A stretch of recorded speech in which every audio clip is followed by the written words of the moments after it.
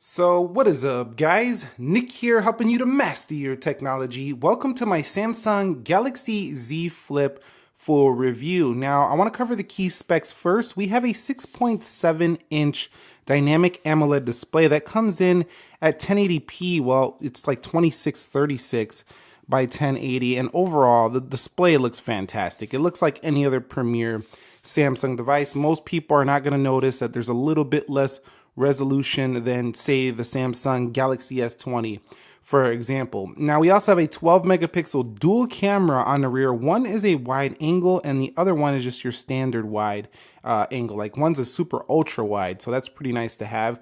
8 gigabytes of RAM on this device and a 3300 milliamp hour battery, which is rather small, but considering the compact size, I'm not sure how Samsung's going to get a super large battery in a phone this small. So before we go any further, the price of this phone comes in at $1,380 US. So that's quite a steep entry if you are looking into foldable phones. This price point is probably going to come down in the future, but because this technology is still in its infancy, you're definitely paying a bigger entry into the foldable market here. So $1,380 US, it could be more depending on where you are. And I should also mention that this does have a 1.1-inch Super AMOLED cover display here. That's 112 by 300 pixels. Now, this is not very sharp, but it doesn't really matter because this is just an at-a-glance display and you're not going to be looking at this too often. Okay, so let's talk about the body and the key specs here. Now, when this body is folded, this thing is about 17.3 millimeters thick. So I actually handed this phone to a couple people, and the first thing they noticed when they held this was when it's closed is, wow, this thing is thick. That's the first comment they made, but at the same time, they thought it was a pretty cool invention here, or, device here, because it's just very different. Now, also, this thing weighs 183 grams total. Now, when it's unfolded, it's only 7.2 millimeters thick, so it's a very thin device when unfolded. Now, you have a ultra thin glass that almost kind of scratches as easily as plastic, and I actually do have a scratch on here. It's going to be almost impossible to see here on camera, but I got a little slit somewhere in here just from doing basically nothing. This phone will scratch pretty easily here. It also does have a aluminum frame here around the edges. Overall, the back feels definitely, like I've said in my cons, a little bit smudgy, but it is wrapped in Gorilla Glass 6 here on the back, so definitely glass here on the back. And you can see on the side here, fingerprint sensor right there. Now, we do have volume rockers above that fingerprint sensor, and you can see like these little caps right here where it does fold. That's to keep dust and things out of the display. Now, if you look in the light, you can see definitely a noticeable crease there. And I talked about in my cons here is that when you're using this phone, you feel this crease a lot because typically you're going to scroll a lot on a smartphone and you're scrolling through that crease. So you kind of do feel this quite a bit. On this side, you can see the antenna lines are right there. At the bottom, you can see we do have that single loudspeaker, more antenna lines down there, and we do have a USB-C port right there. Now, one thing I don't really like about the look of this phone is just this part right here where it folds. It just looks a little bit odd. I mean, it has to be there so this thing has a way to fold, but at the same time, it doesn't look great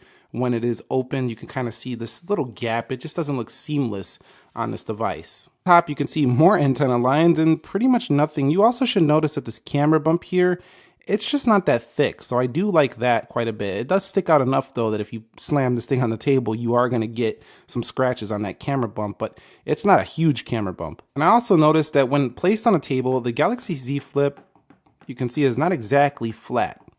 So it can rock a little bit like this, but you'll never be doing this in reality, so this doesn't really matter, but I just wanted to point it out. This is not exactly straight phone when it is open. You could see the fingerprints I was talking about accumulating right there. They just get all over the place with this device. And before we go any further, I want to talk about this case because I mentioned in this review this is a pretty cheap case, and I've only had the phone a week, and you could see I already got scratches on here. Now, I didn't intentionally try to scratch this. I mean, why would you do that? I just put this thing in my pocket and just used it normally. And only after a few days, I got scuffs all over this case. And so this case is a good temporary option until you can invest into something a little bit more durable. Because if you don't like that look where you get scratches all over your case and that worn down look, This one's going to do that relatively quickly if you're just using this thrown in your bag, thrown in your pocket day to day. Okay guys, so discussing display, this dynamic AMOLED display is gorgeous. It is flat, but it's very tall. The aspect ratio can sometimes make Instagram posts look strange, like the text will come off the screen over here or something. It's just an odd aspect ratio here that you don't see on a lot of their phones, and not all apps are properly developed for this, but most of them do work just fine. You can see very deep blacks and very good colors. It actually almost looks like a sticker on this display, even more so than some other Samsung phones I see. I think that's because that ultra thin glass, it just looks like a super saturated sticker. It just looks so extremely punchy and vibrant here on this phone. So you're gonna love this display if you like that traditional Samsung vibrancy. It's also an HDR10 Plus display, and it has extremely sharp text here, 425 ppi, which is incredible. It's not the best out there, but it's still pretty good. Now, one thing that's cool about this display is the flex mode. You can kind of flex this thing in half and kind of use it like this. Now, I found this to be pretty useful sometimes. Now, it seems gimmicky on the surface, but when you're laying in bed or something and you just want to place this thing down, you have a place to just place it. You don't need a stand, a kickstand for this device because it stands up on its own. That's pretty cool. Also, you can kind of scroll through here, and if you're kind of wanting to see things on an angle, you want to bend your neck or something, you could just angle this phone and kind of get comfortable and just scroll through like this if you would like. Also, you can use the camera in this mode, which is actually properly designed. And I think more applications over time will become more properly designed for this. So on the whole, I do got to say that I do kind of like, having this ability to just bend it and just sit it in one mode like that. It's pretty fun to do. I don't think it's always practical. It's not always useful, but just the fact that you can do it is like, it's just like an extra option you have for your phone. And I always like having extra options, but you can go ahead and bring this thing nice and straight, and then it just feels like a more traditional smartphone. Since we're on the topic of display, if we go to display settings here in the device, you can see that we do have the ability to change this between vivid and natural. We can kind of tweak the warm and cool temperatures of it. In addition to that, you can also change between light and dark mode, obviously here on Samsung phones. And you can see right here, if you notice below the main screen brightness, you also have cover screen brightness. So you can change how bright that little screen on the front is for you. So Samsung thought of that as well. So that's a pretty nice touch that you have some type of control over that front display. On the topic of the covered display, you can see very small. We talked about it a little bit earlier. You do get notifications, and you can kind of swipe through them left and right.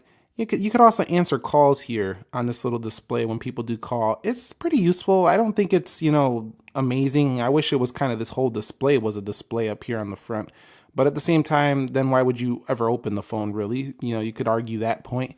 At the same time, it is a pretty useful little cover display. And watching videos, not bad here for the Galaxy Z Flip, but you do kind of get these black bars, and this also appears in YouTube as well. This is a video I shot myself, but you also do get these black bars in YouTube and some other applications as well. So this could be an annoyance for some. If you pinch in, some content will go ahead and be, kind of cut off. So do keep that in mind about the Galaxy Z Flip. This is probably not the best video watching phone out there because it's such a good quality display in terms of color reproduction, in terms of OLED. It's just a really good display, but the aspect ratio doesn't allow you to always take full advantage of the full 6.7-inch display. I have Android 10 coupled with 2.11 UI now, and that's important because the Galaxy Fold is a couple editions back, or maybe one edition back, but it's not on this latest version just yet like the Galaxy Z Flip. So if you want the latest software and you're deciding between these two foldable phones, this one might be the one for you. So using this day to day, it's just like any other Samsung phone. It's just a little bit skinnier side to side and a little bit taller now, but it does have this nice mode where you can go ahead and just swipe from the right here and you can get to your multitasking apps. Looks very similar to the Samsung Galaxy Fold, but just now on a smaller phone. So let's go to Amazon here. And let's swipe this open and let's go to, let's see another app. How about we go to YouTube over here? And you can see it'll just pop these things, on top and bottom. So really nice stuff there for Galaxy Fold. Of course, you do have your traditional multitasking features where you can go ahead and pop view things. You can split it from the top just like you can do with other applications. There's different ways to do this. So overall, you have all of that multitasking love that you love from Samsung. So when in the phone dialer, if you go over here to the 3-dot menu and you go to settings, yes, it does have the option to go ahead and quickly decline calls, by just like closing the display. So we're going to go here to answering and end calls. And you can see right here, open phone to answer, close phone to end. So just like you would expect with a flip phone, yes, it's built into the software. You can do it. That would be a real shame if you couldn't hear end calls like you're used to with a flip phone. And so overall with the Samsung Galaxy Z Flip, the software is feature packed as you expect. Link to Windows, wireless, power sharing, fast charging, tons of features, dark modes, kids modes, Dolby Atmos, focus modes. The Android 10 features are here. Gestures on board. You can use the navigation buttons if you want. It's all here. Hold down any home screen to get to the Galaxy theme store, the combination of Samsung plus Google apps.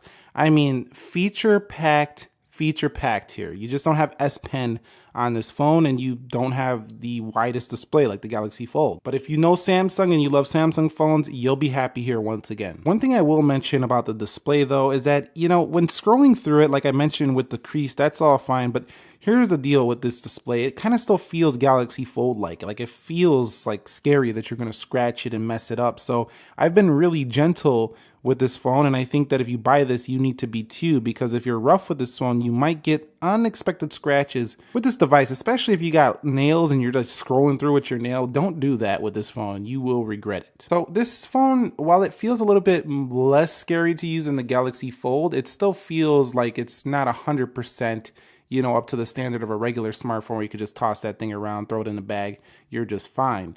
It's not quite there on this inside display just yet. But the exterior body, when closed, does feel very strong and tough. And when talking about performance, I will say that even though this doesn't have the 120 Hz display, this phone is very snappy and extremely fast. Like, it feels faster than the Galaxy S10 Plus and the Note 10 Plus. It just feels very snappy. So if you are looking for great performance, the Galaxy Z Flip definitely will not disappoint. This thing is a powerhouse with the Snapdragon 855 Plus and really separates itself from the Motorola Razr phone with having such a faster CPU and being cheaper. I mean, goodbye Motorola. I mean, you just lost because you have a competitor that has a much faster CPU, probably better cameras as well, and also has, you know, the ability to do the same thing and doing a flip. And one more thing I want to mention about this phone, because of this narrow feel, it's very easy to reach side to side on this phone versus some other phones. It doesn't have this super wide feel, so that's really nice about this display.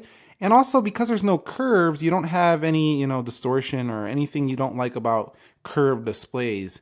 This one is a flat feeling display, which is nice. And on the topic of that folding mechanism, when you are using this phone at first, the hinge feels extremely tight.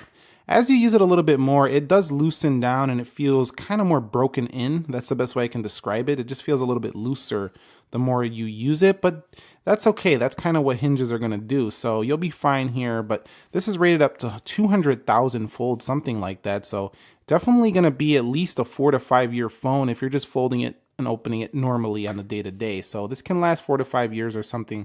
This should be able to last you around 3 to 5 years with that many folds. If you're just folding this thing daily without, you know, trying to purposely break it, it should last around that amount of time. And because this long aspect ratio on the home screen, when you go into landscape mode, it just makes for a really odd looking landscape mode. It just seems so long, like from here to here. Just a really long device here. So that can be a little bit strange, but one thing it is good at in this mode is the ability to multitask. And so talking about storage, the Galaxy Z Flip does give you 256 gigs. Now, that's actually twice less than the Samsung Galaxy Fold. So you can kind of see why it's a lot cheaper too. There's a lot less storage in here, but I don't think you're ever going to use that much storage on this phone in your duration of your usage unless you're really going hard on your phone. But if you're one of those Samsung users that really loves to have those media cards, the SD cards, and putting like all your movies on them, this phone doesn't have that slot for you, so this might be a problem. And battery life. Something that is a very good question with this phone is, how is that battery life? 3,300 milliamp hours, that seems small. And I could tell you that it's been actually quite good. I'm able to get through the day with this phone. Now, I'm not going to say this is excellent though. I think if you're a heavy user, you can definitely have to charge this one middle of the day. But if you're going hard on this, not going to be the best. I would go for something else if you want the best battery life. But I think for the user who's kind of going to be using this phone, storing it away, closing it down, putting it in their pocket, they'll get to it later, using it off and on throughout the day. That kind of seems where this phone fits in someone's life who wants to kind of just close it down, get to it later, open it up here and there.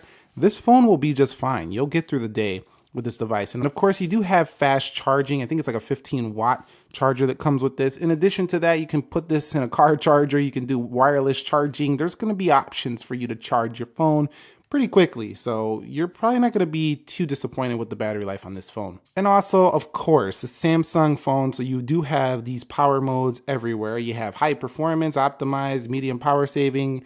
Choose what works for you best. And on the topic of cameras, you can see Galaxy Z Flip box right there. But, I've been taking plenty of photos and I will show you some of these. But I can tell you right now, this camera is basically the same as the one in the Galaxy S10 series, which is not a bad thing. You do have a different aspect ratio, 9:22 in here. And you have basically everything you would love about another flagship Samsung. You can even do front video at 4K 60, which is beautiful. Also on the rear, you can do 4K at 60. You also have advanced recording options. And of course, all of those shooting methods you're used to with Samsung. You have the pro mode, you have panoramic mode, food mode, night mode, super slow motion, pro video.